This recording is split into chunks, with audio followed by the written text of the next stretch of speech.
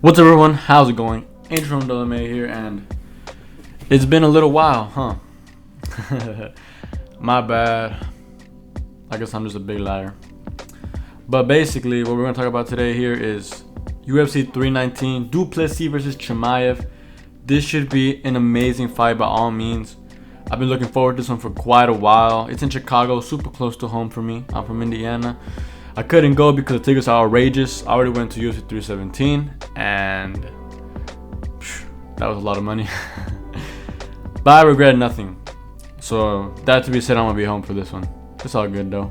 It's a little bit cheaper and almost same experience here and there. But anyway, what we're gonna do here is we're gonna break down the fight card, talk about who I think is gonna win, predictions, maybe a parlay at the end. I don't know, man. You're just gonna talk, man. But before I get started, if you guys are new around here, can you guys please help me out by subscribing? We're getting closer and closer to that 500 subscriber mark, and I'd love to reach there sooner than later, if you would be so kind. That being said, let's get started with the video. So we're gonna start here in the prelims, not the early prelims because I don't really know too much about them. Kicking off the prelims, we have Bryan Battle versus Nursultan Rizaboyev, and Bryan Battle looked kind of questionable in his last fight against Randy Brown. I thought Randy won that one. Bryan came overweight, but they gave the fight to him, and he acted like a child when everyone was booing him. He was like, "What? How y'all booing me?" But no, bro, you didn't win that one. Rozibev, he's just one of those guys, you know, from that area of the world. Strong grappling, just strong individuals. This one's at middleweight. I think I'm purely gonna base my decision off of hate. I really don't like Bryan Battle anymore. I used to back when he fought in France last September, but since then he's just kind of pissed me off in the worst ways possible. So not anymore. So I'm gonna go with Nursultan Rizaboyev by decision. I think, you know, even if I wasn't hitting him, I think he can get it done just by being a little bit stronger than him and bullying him in some positions. So, yeah, that's my decision there. Next up, we have Edson Barboza versus Dricus Close. Edson Barboza back at lightweight for some reason. Both coming off of losses. Edson looking stronger. I'm going to pick Edson Barboza just based on experience. Yeah, he's pretty much cooked in age, and this may be his last fight. If you like, this just might be one of his last fights. Who knows? He's getting really old. I'm surprised he's still fighting. He's like the last guy from that like generational lightweights who's still kind of fighting, you know. But he's like super old, even older than like Justin Gaethje, I think. That to be said, I'm just gonna pick experience here to win. He has like more than double Dricus Close's fights. He almost has as many losses as his fights, but you know, fight is a fight. And I also want to see Edson Barboza win, so let's go Edson. I think you can get this done, probably by decision. Then we have Chase Hooper versus Alexander Hernandez. Both coming off wins, both have similar records, but Alexander has more losses. Chase Hooper is way taller with longer reach. I think I'm going to pick Chase Hooper to win this. I think he'll be longer using his jab and straights to set up some takedowns. And from there, I'm pretty sure he'll just have his way and just lock up some type of submission. And if he doesn't, I think he'll just do enough to win the grappling exchanges and overall just win the match. So I'm going Chase Hooper for this one. Next up, we have Lupe Godinez versus Jessica Andrade. Man, I really want to be behind Lupe Godinez, but she's been looking kind of mid the last couple fights she's fought. I haven't been impressed in a while from her. Fighting someone as seasoned as Jessica Andrade, it's not something you want to see, you know. Jessica Andrade also is, you know, a rather strong female fighter, and even if she's up there in age, the last thing that goes is power. I think I'm gonna go Jessica Andrade by decision. I think she'll just do more damage overall in the striking exchanges. Maybe Lupe Godinez lands more, but Jessica lands more damaging strikes. In the wrestling, maybe she just explodes out of stuff or even gets some takedowns of her own. I just think she's just stronger, more experienced. If Lupita Godinez, hooray if she wins, you know. But It's gonna be a tough challenge in front of her, going on Andrade. Then we have Gerald Meerschaert versus Michael Oleksiejczuk. It's kind of crazy. This dude's going stew as of late. What a crazy resurgence. He went from gonna stop fighting ever again, thinking about retirement, to looking pretty dang good against GM3. It's kind of hard to pick GM3, you know, unless they're absolutely trash little dudes. But yeah, I can't pick him in this one. Michael just a lot stronger, a lot more explosive. I think he has the ability to knock him out on the feet. I think that's what's gonna happen here. I think, let's say, round 1 KO by Michał Oleksiejczuk in this one. What a crazy last name. Like, look at all those letters. And then finally, ending off our prelims, I don't know if you want to call it our featured prelim or whatever, we have Bobby Green versus Diego Ferreira. Both coming off losses. Bobby Green being absolutely destroyed as of the last couple of years. Just insane. Finished by the likes of Paddy Pimblett, Jalen Turner, Mauricio Ruffy. There's maybe one more in there I forgot about. But at least those 4 I know for sure. And then Diego Ferreira, I don't know too much about, bro. But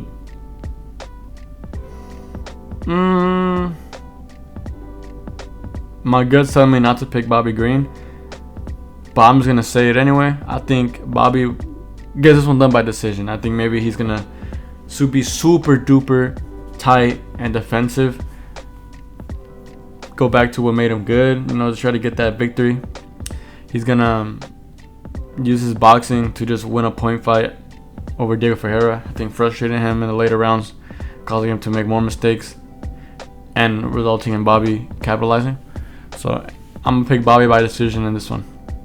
Now on to main card, pay-per-view card. Timilia versus Taya Sakura. I don't remember the last time Timilia even fought.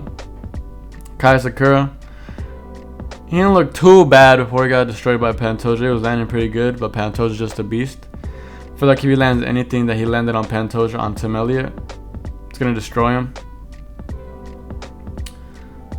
So let's go Kaya Sakura KO round 1. How's that sound? I think he can do it. Let's go. Then we got Jared Cannonier versus Michael Venom Page. The Battle of the Unks. These guys are old as hell. What to pick?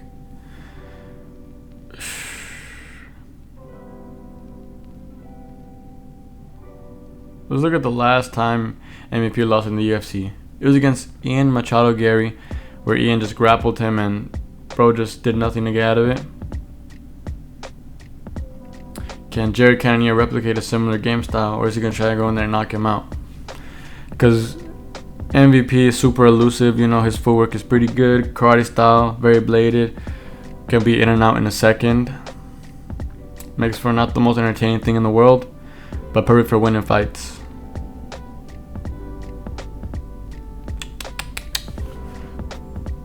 I don't really know who to pick in this one, to be honest. But I'm sure the safe bet is Michael Venom Page. So I'm just going to go with him winning another decision. If Jared Cannonier gets it done, though, I'll be pretty happy. But, you know, it's just kind of hard to pick against them here. Now we have Jeff Neal versus Carlos Prates. This should be very interesting. Carlos Prates coming off his little lame-ass fight against Ian Machado Gary. Kind of quick. I forgot when he fought Ian Gary. Trying to remember.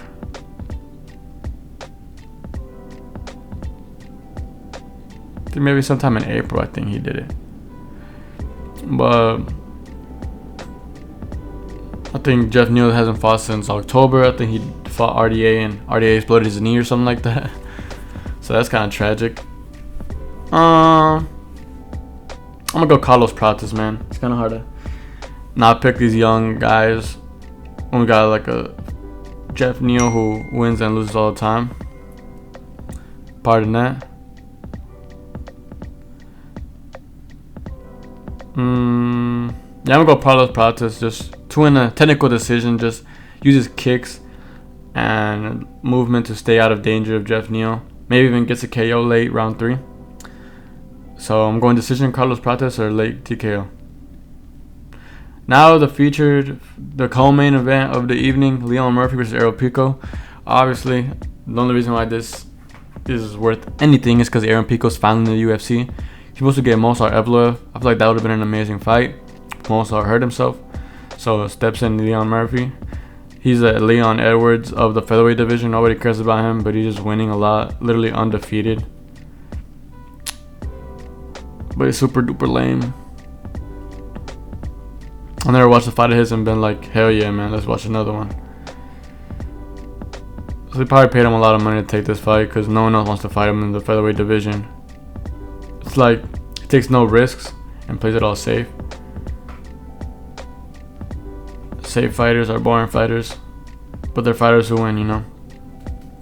Aaron Pico, don't know too much about him, but there's a lot of hype around him behind. From what I hear, he's a really good wrestler and really good boxing. And maybe that's all he needs to win against Leon Murphy. Maybe he can, you know, do the classic feint for the takedown, then come up with the right hook or something and knock him out, similar how what Michael Chandler did to Dan Hooker. That'd be kind of cool. And also, I would like Aaron Pico to win because I feel like we'll have something exciting to look forward to in the featherweight division. Not too much going on at the moment. You know, we have Alexander Volkanovski as the champion. He's going to retire after like the next fight, I'm pretty sure. Hopefully it's Mozart. Aaron Pico will breathe life with something exciting. Ilia Topuria is gone. We need something big. Diego Lopez is unfortunately probably not going to be champ for a long time. My GOAT. But oh well. I'm going Aaron Pico just because I want him to win, and I think maybe he can use his wrestling and boxing to win. Let's go. Alright, now the main event of the evening.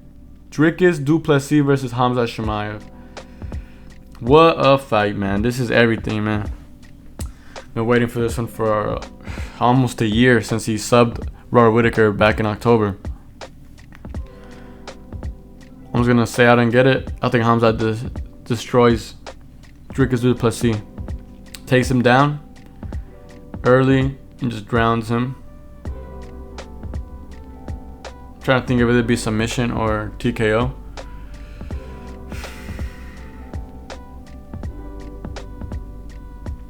Because I truly don't believe that Dricus has ever faced anybody who as good as Khamzat Chimaev.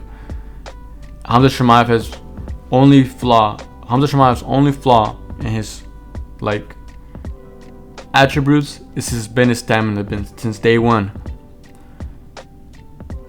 But he's been doing a lot this camp. He's been preparing for this matchup for a long time. He knew he was gonna fight 5 rounds.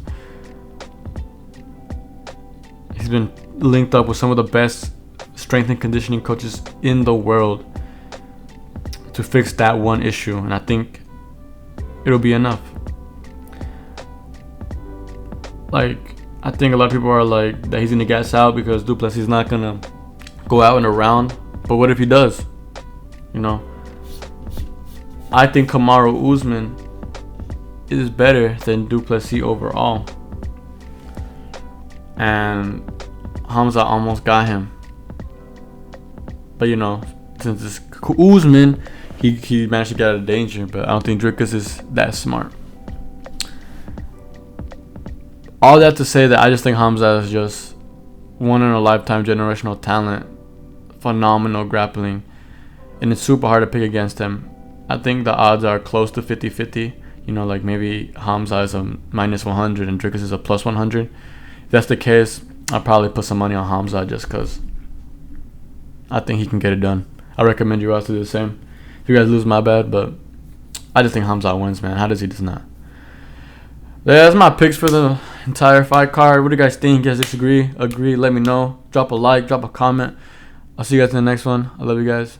Bye.